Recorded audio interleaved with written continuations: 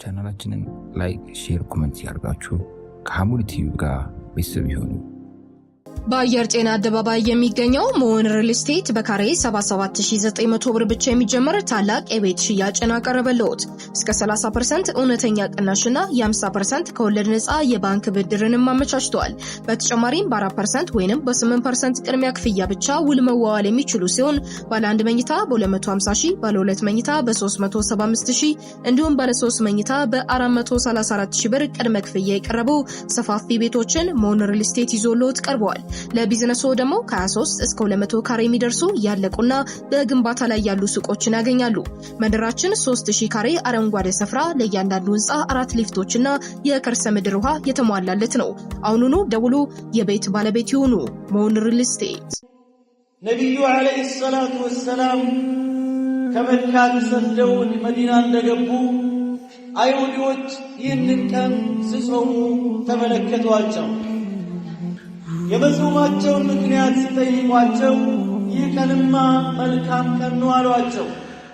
የውም ሷሊህ። አላህ ስብሓነሁ ወተዓላ ነቢ ሙሳ ዓለይሂ ሰላምን ከተከታዮቹ ጋር ከፍርዓውን እጅ ነፃ ያወጣበት አምባገነንና ከኔ በላይ ሌላ የለም አምላካችሁ ነኝ ሲል የነበረን ጽንፍ የረገጠን የአምባገነኖች ሁሉ ቁንጮ የሆነን የካፍሮች ሁሉ ተምሳሌት የሆነን የጥፋት ኃይላት ሁሉ አራያ የሆነን ፍርዓውንን ከሕዝቦቹ ጋር አላህ ያጠፋበት ዕለት ነው። አላህን ለማመስገን ስል ነቢ ሙሳ ዓለይሂ ሰላም ይህን ቀን ሲጾም ነበር። እኛም ለዚህ ነው የምንጾመው አሏቸው። ነቢዩ ዓለይሂ ሰላቱ ወሰላም ለሙሳማ ቅርበትም ዝምድናም ወንድምነትም ያለን እኛንን ብሎ ቀኑንም ጾሞ ሕዝቦቻቸው ወይም ተከታዮቻቸው ሰሃቦችም እንዲጾሙ አዘዟቸው። ከዛ ነው ወይ ረሱል ዓለይሂ ሰላቱ ወሰላም የጀመሩት የሚል ጥያቄ የሚነሳ ከሆነ ምናልባት አይሁዶችን አይቶ ነው የጾሙት የሚል ነገርን ስለሚያስከትል ይህ አይደለም። ሰሒህ ቡኻሪ ላይ እናታችን አይሻ እንደዘገቡት የውም ዓሹራ ቁረይሽ በጃሂልያ ትጾም ነበር፣ ነቢዩም ዓለይሂ ሰላቱ ወሰላም ይጾሙ ነበሩ አሉ። ቁረይሾችም ለምን ይጾሙ ነበር ሲባል የሆነ ጊዜ ወንጀል አብዝቶ ሰሩና አላህ ስብሓነሁ ወተዓላ ተውባቸውን እንዲቀበል ከዓባ ዙሪያ ተሰብስቦ ተላቅሶ አላህ ተውባቸውን እንደተቀበላቸው ያምኑ ስለነበር እነሱም ይጾሙ ነበር። ነቢዩ ዓለይሂ ሰላቱ ወሰላም ይጾሙ ነበር። ወደ መዲና ሲመጡ ደግሞ ይህ የበለጠ ጠንካራ ምክንያት ኖሯቸው ጾመዋል። ከጾም የመጀመሪያ ግዴታ የነበረው የውም ዓሹራ ይህ ሙሐረም 10ኛው ቀን ነው የነበረው። በመቀጠል አላህ ረመዳንን ጾም ግዴታ ሲያደርግ የዚህኛው ግዴታ ነስኽ ተደርጎ ወይም ተሰርዞ ሱና የጠበቀ ሱና ሆኖ የረመዳን ዋጅብነት የቀጠለበት ሁኔታ ነው የነበረው ማለት ነው። እዚህ ላይ ግን ትንሽ ቆም ብለን ማየት ያለብን የነቢዩ ሙሳ ዓለይሂ ሰላምን ታሪክ አላህ በቁርአን ይደጋግምልናል። ከሁሉም ቅሳዎች በሁሉም የቁርአን ምዕራፎች ሊባል በሚችል ደረጃ በግልጽ አንዳንዴ በቀጥታ አንዳንዴ በተዘዋዋሪ የሙሳና የፍርዓውን ታሪክ ይወሳል። በ114 ሱራዎች ውስጥ በአብዛኛው ተነስቷል። ከሌሎች ነቢያቶች በተለየ መልኩ ማለት ነው። ለምን እንዲሁ ቅሳውን እየሰማን እንድናጣጥመው እንጆይ እንድናደርግ ብቻ ሳይሆን እንድንማርበት ነው። ከሁሉ በላይ ፍርዓውን የአምባገነኖች ሁሉ ተምሳሌት ነው። አላህ ሱረቱል ቀሰስ ላይ ነቢዩን ዓለይሂ ሰላቱ ወሰላም እንዲህ ይላቸዋል፣ እንነግርሃለን የፍርዓውንና የሙሳን ታሪክ ቅሳ እንተርክልሃለን ይላቸዋል። ይህ ደግሞ ለማን ነው? ለሙእሚናን። ሊገሰጹ ሊመከሩበት ሊማሩበት ቆም ብሎ ሊያስተነትኑ የሚችሉት ምዕመናን ናቸው። ሌላው ምናልባት ዝም ብሎ ጆሮ ብቻ ላይ የሆነ መልካም ቃና ነገር ሰምቶ ሊያልፍ ከዛ የዘለለ ጥቅም ላይኖረው ይችላል። ሙእሚን ግን ይማርበታል፣ ያስተምርበታል፣ ይመከርበታል፣ ይመክርበታል። በመቀጠል አላህ ምን ይላል? ፍርዓውን እኮ ምድር ላይ በላይነቱን አወጀ ይላል። ህዝቦችንም ከፋፈላቸው። ግማሹን ግብጥ ያላቸው፣ ግማሹን በኒ እስራኤል ብሎ ሁለት ከፈላቸው። አንደኛው ሎሌ ነው፣ ሌላኛው ንጉሥ ነው። አንዱ የበላይ አንዱ የበታች፣ አንዱ ባሪያ አድርጎ ገዛ ይላል። ወንድ ልጆቻቸው ሲወለዱላቸው ነገ ንግሥናዬን ይቀናቀኑኛል በሚል ይገላቸዋል። የእሱ ወታደሮች በየመንደሩ ተሰማርቶ ወንድ ልጅ ተወልዷል የተባለበት ቤቱን ላይ የገቡ እያወጡ ይጨፈጭፋሉ፣ ይገሉ ነበር። አዋጅ ነው። በዘመኑ ወቅቱ ፍርዓውን ያሳወጀው አዋጅ ነው የነበረው። ሴቶች ሕፃናት ብቻ ናቸው እንዲቆዩ የሚደረጉት።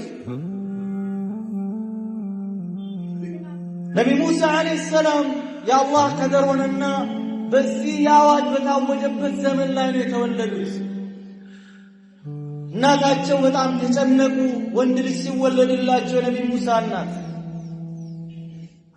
የእናቶች አላስችል ብሏቸው ሲንሰፈሰፉ ሲጨነቁ አላህ ስብሓነሁ ወተዓላ መልእክት ላከባቸው። ወአውሐይና ኢላ ኡሚ ሙሳ አን አርዲዒህ፣ ዝም ብለሽ ሕፃኑን ልጅ ጡት ስጪው፣ አጥቢው።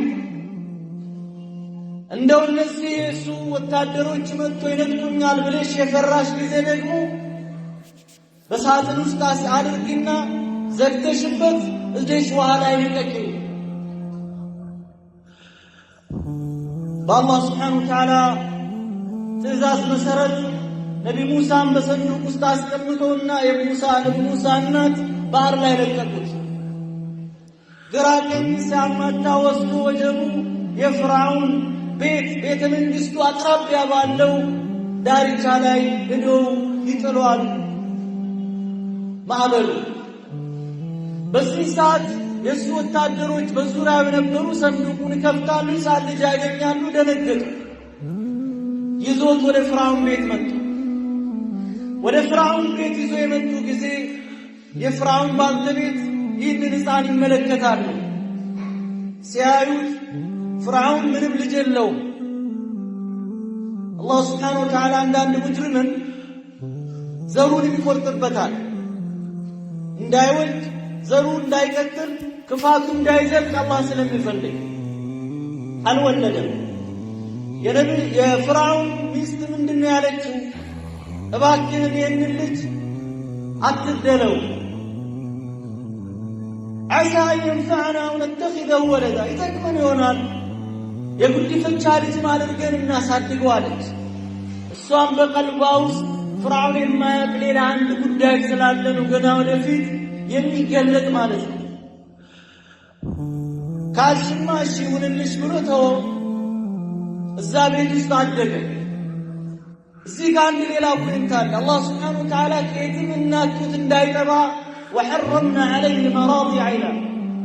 እዛ ሴት ጋር ቢወስዱ እዚችኛዋ ጋር ቢያመጡ አይጠባም ሕፃኑ ልጅ። በዚህ መሃል እዛው ዙሪያ ታንዣብብ የነበረች የነቢ ሙሳ እህት የሆነች እኔ እንደ ወደ አንድ ቤት ላመላክታችሁ፣ ምናልባት መልካም ቤተሰቦች ናቸው፣ የዛችን ሴትዮ ጡት ጠባ ይሆናል ብላ ሐሳብ አቀረበች። እንደ መንገደኛ ሆና ጉዳዩን ሚስጥሩን ታውቋለች። በጣምም ተጨንቋል እንዳይጋለጡ። ትምጣ ሴትዮዋ ተባለች። ሲመጣ አቅፎ ጠባ። በዚህ አይነት ሁኔታ በፍርዓውን ቤት ውስጥ በዚህ ሙጅሪም ቤት ውስጥ በሱ እንክብካቤ የእሱን ልብስ እየለበሰ መቀመጫው ላይ እየተቀመጠ ዙፋኑ ላይ እየዘለለ እየተጫወተ ላዩ ላይ ያደገበት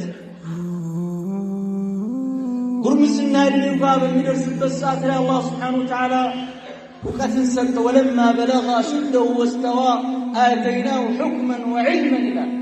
ጥበብን ብይን አሰጣጥን በሰዎች መካከል ችግር መፍታትን ጥበብን ሰጠው፣ እውቀትንም ሰጠው አላህ ሱብሓነሁ ወተዓላ። እንዲሁ ያለ ጉርምስና ዕድሜው አንድ ህይወቱን ምዕራፍ የቀየረ ክስተት ተከሰተ። ሁለት ወጣቶች ሁለት ሰዎች ሲጣሉ ይመለከታል ነቢ ሙሳ ዓለይሂ ሰላም። አንደኛው ከሙሳ ጎሳ ነው ከቂብጢ፣ ሌላኛው ከፍራውን ጎሳ ነው። ይሄኛው ከሙሳ ጎሳ የሆነው እባክህን ድረስልኝ ብሎ ነቢ ሙሳን የራሱ ወገን ስለሆነ ይማጸነዋል። በዚህ መሃል ነቢ ሙሳ መሃል ይገባሉ።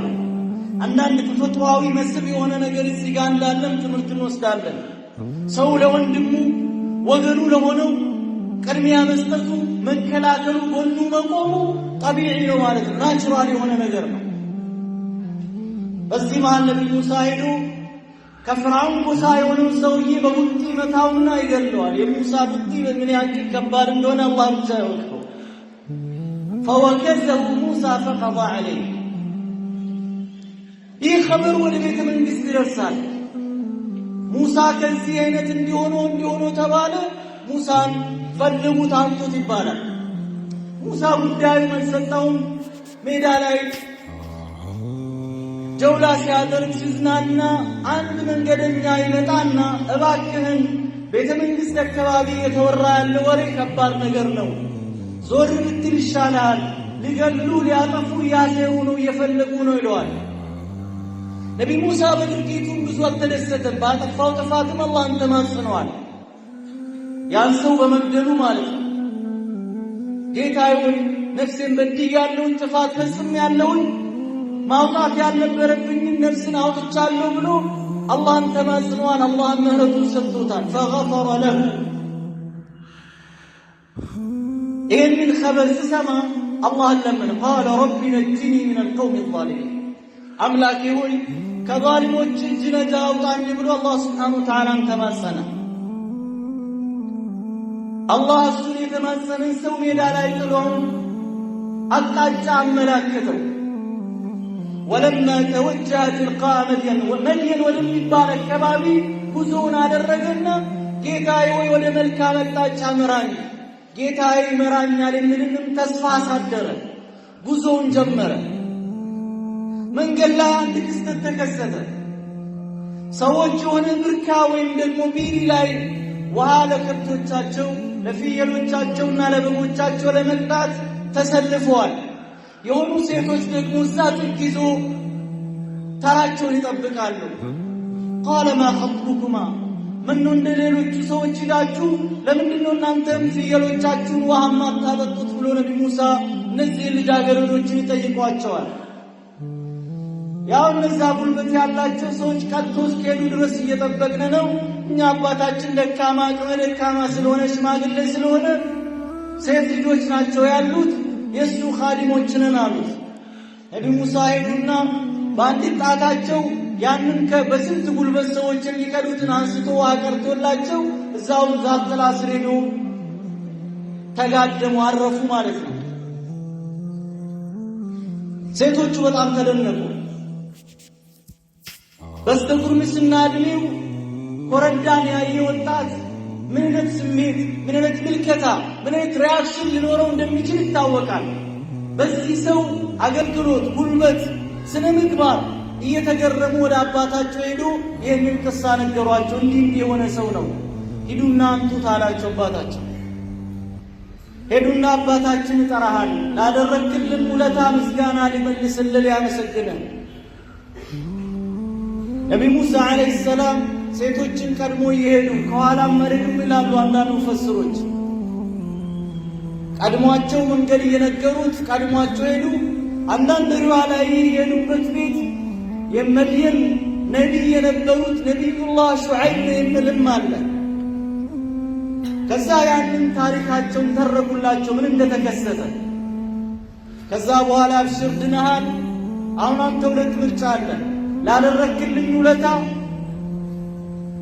ላከብር እፈልጋለሁ ብሎ ስም አንደኛዋ ተነሳችና አባታችን ሆይ ይህ ታላቅ ሰው ታማኝ የሆነ ሰው ታማኝነት ዋጋ አለው። ምድር ላይ ታማኝ መሆን ዋጋ ያሰጣል፣ ያስከብራል፣ ስጦታንም ያመጣል፣ ክብርንም ያመጣል። ታማኝ መሆን ኢነ ኸይረ መን እስተእጀርተ አልቀዊየ አልአሚን። ጠንካራ ታማኝ። እምነት በድካም ትርጉም የለውም። ጥንካሬ ዓላማናም ትርጉም የለውም። ታማኝና አቅም ያለው ሰው ነው ስራ ልታሰራ ልትቀጥረው እያሰብክ ያለው። የትዳር ለጋብቻ ይህ ሰው ከነሱ መካከል አንዲቷን እንዲያገባ እየጠቆሙት ነው ያሉት አባታቸው። ከዛ ኢኒ ኡሪዱ አን እንኪሐከ ኢሕዳ ብነተየ ሃተይኒ ዐላ አን ተእጁረኒ 8 ሐጀጅ፣ 8 ዓመት ልታገለግለኝ 10ም ከሞላ በፍቃድህ ከዚህ ከሁለቱ ሴቶች ልጆች መካከል አንዷን ልድርህ አስቤያለሁ አሉት። ነቢ ሙሳ መጠጊያ አጥተዋል፣ ተሰደዋል፣ መሄጃ የላቸው። በዚህ ሰዓት ዋሕይም የለም፣ ነቢይነትም የለም። ተራ ጎረምሳ ወጣት ናቸው በዚህ ሰዓት። እሳቸው ራሳቸው በዚህ መልኩ ነው የሚያውቁት። ተቀበሉት። ጊዜው ሲያልቅ ከባልተቤታቸው ከዛ ጉዟቸውን ጀመሩ፣ ሄዱ። አላህ ስብሓነሁ ወተዓላ የራሱ ሕክማ ሆነና ሲመሽባቸው ሲጨልም ላይታች ብሉት ምንም ነገር የለም። ዝናብ ይዘንባል፣ ጨለማ ነው፣ ብርሃን የለም። በዚህ መሃል ከበስተቀኛቸው በኩል ጥሪ ሲያስተጋባ ይሰማሉ።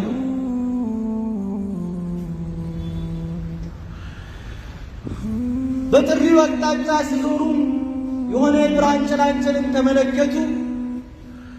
እዛ ቦታ ላይ አላህ ስብሓነሁ ወተዓላ አናገራቸው፣ የነቢይነቱን ብስራትንም ሰጣቸው። ሱብሓነላህ።